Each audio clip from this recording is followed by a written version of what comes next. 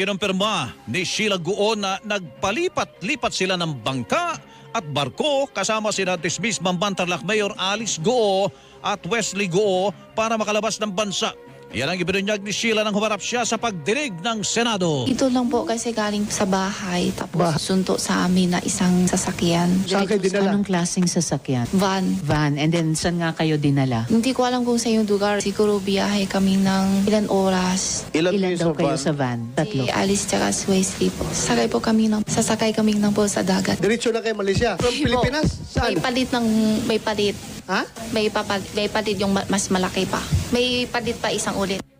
Tinanong naman ni Senator Joel Villanueva at Senator Ronald De La Rosa si Sheila kung hindi pa ba ito nagduda sa paraan ng kanilang paglabas sa Pilipinas. Ayon kay Sheila, hindi na niya tinanong si Alice dahil una na nitong sinabi na wag nang magtanong pa.